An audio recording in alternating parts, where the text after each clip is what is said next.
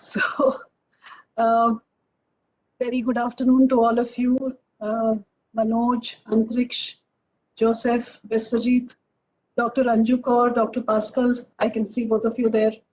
Sandeep Sethi ji, the person behind this whole movement.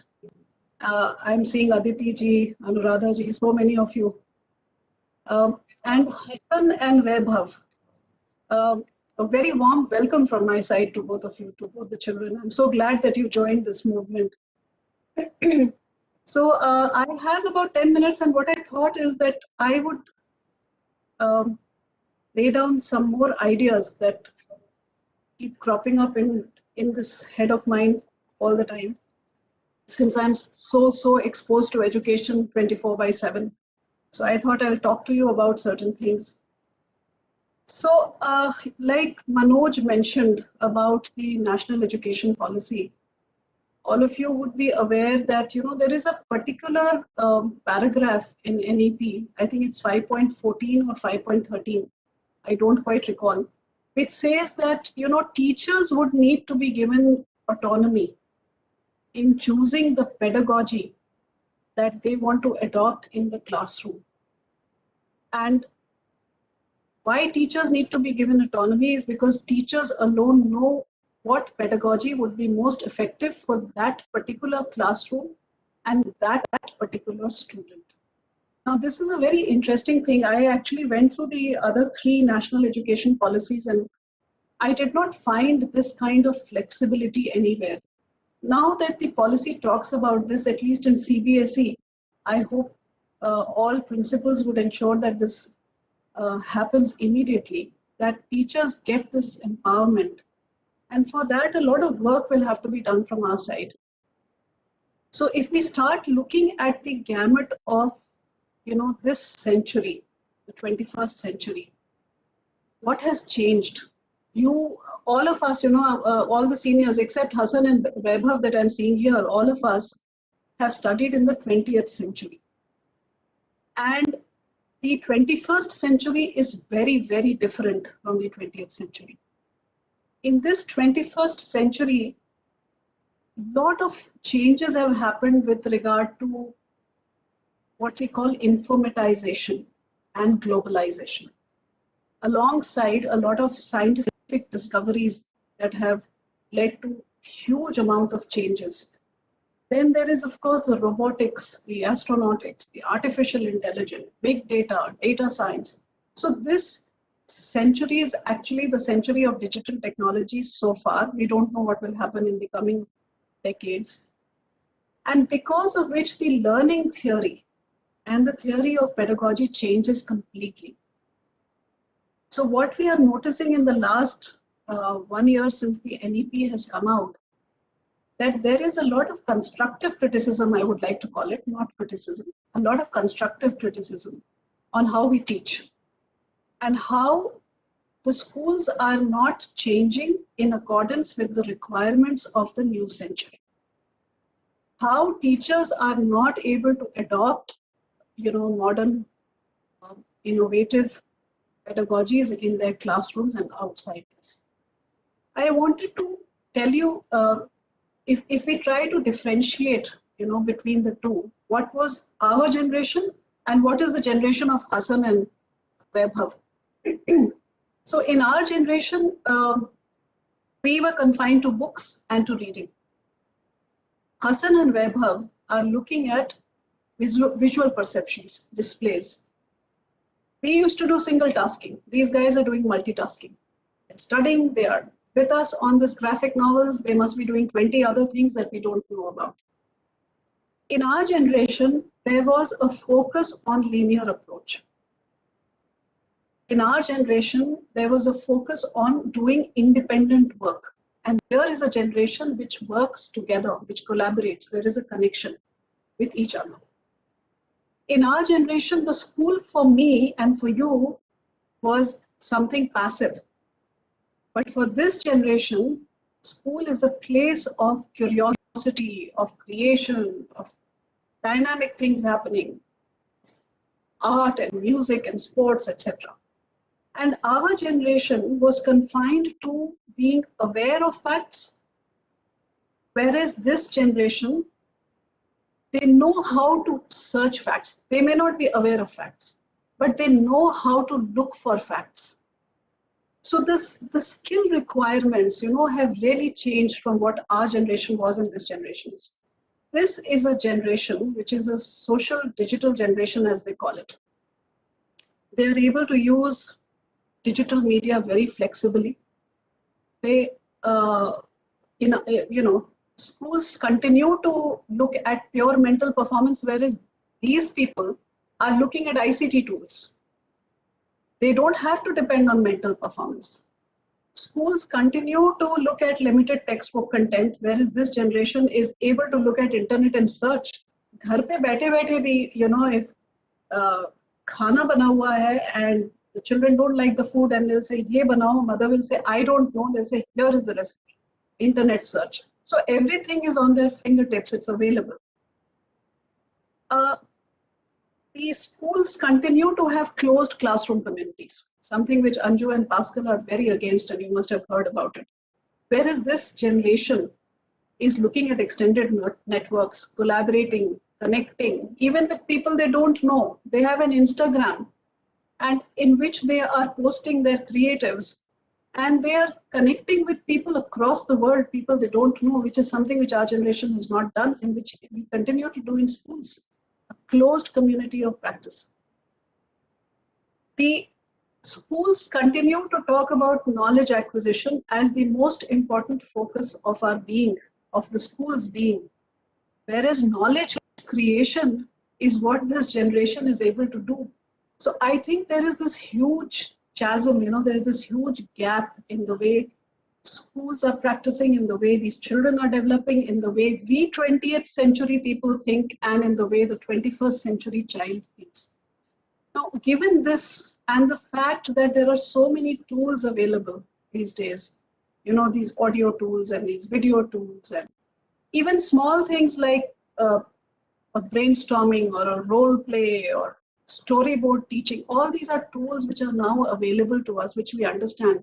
It's just a click away to understand. You don't have to go through these long drawn out training programs to know, okay, what is storyboard teaching? You are hearing it for the first time. Let us do a program for 30 people and, go hole ourselves in one place for a week and learn about it. No, everything is available.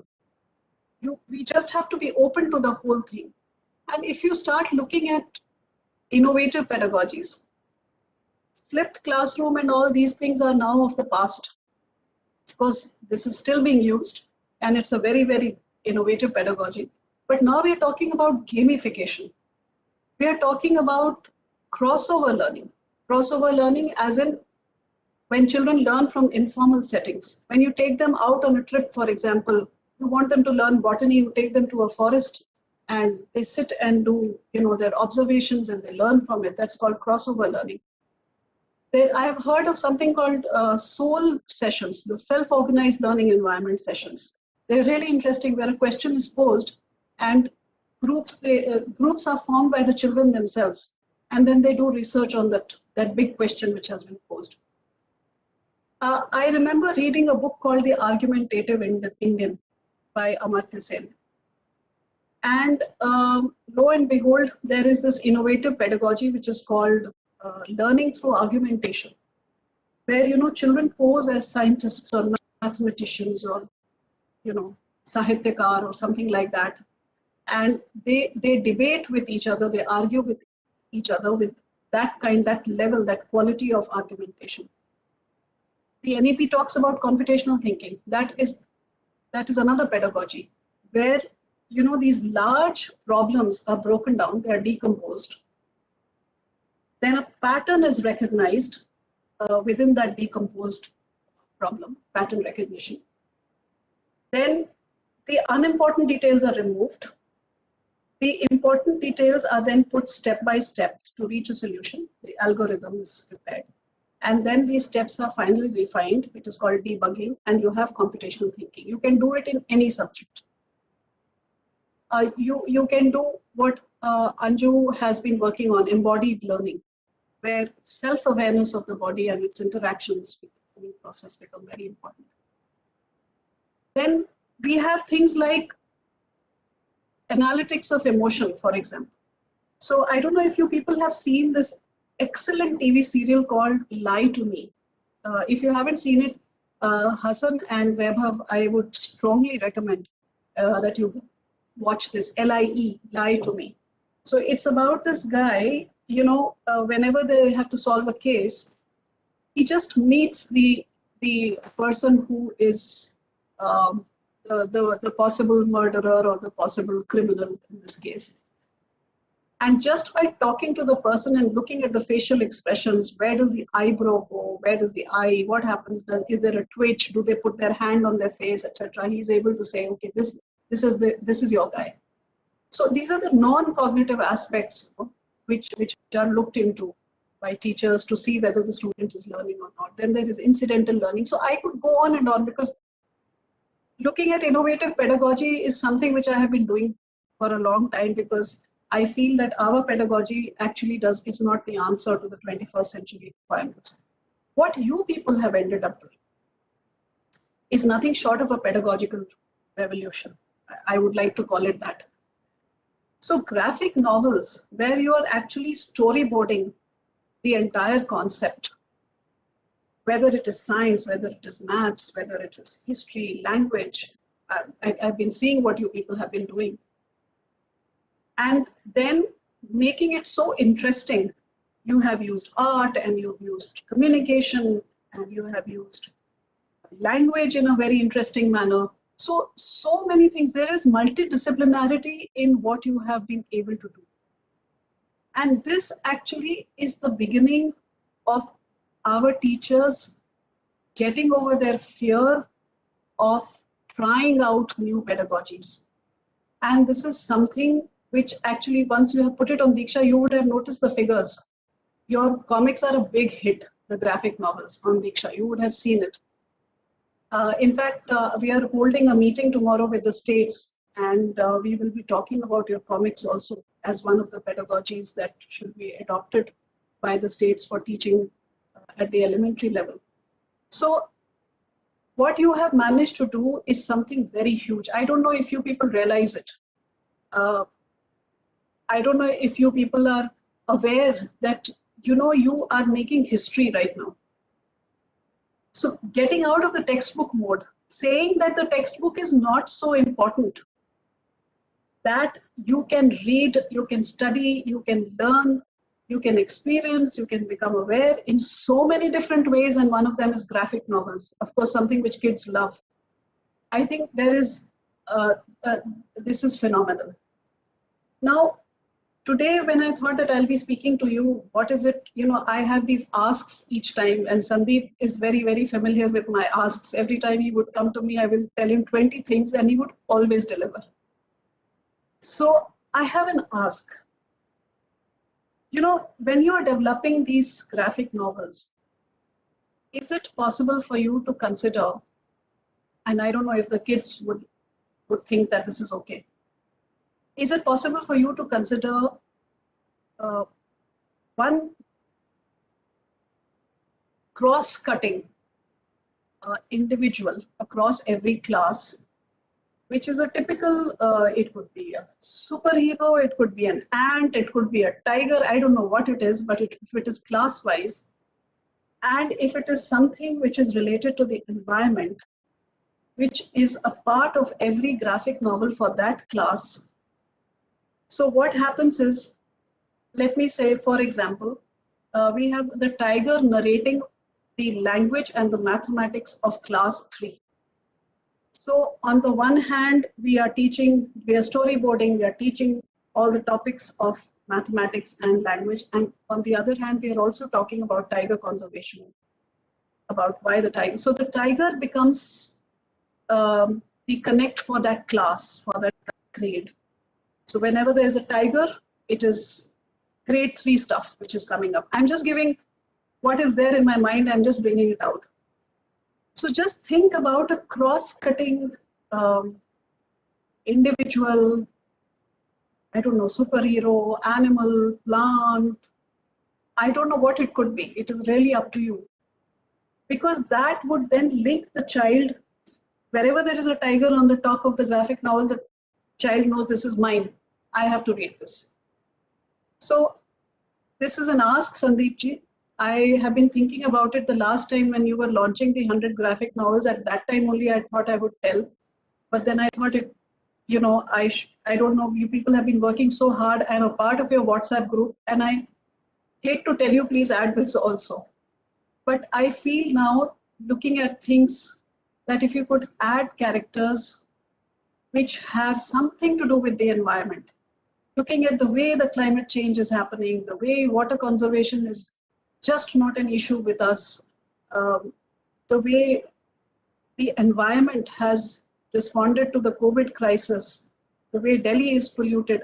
So anything related to the environment, if it is a cross-cutting theme across all grades, across all subjects, across all topics, if it is possible, I would be very happy to, you know, to be a part of the whole revolution. So I think with these words, I have summed up what I wanted to say. So let us move towards 21st century schooling and towards changes in mindset, because I believe a lot of people are listening to us today. So we need to change our mindset as a school, as a teacher, as a parent, as secretary, as Manoj Ahuja, as Joseph, Antariksh, etc. We need to change our mindset and understand that we cannot run the learning process from our 20th century perspective. We have to get into the 21st century. With these words, thank you so much.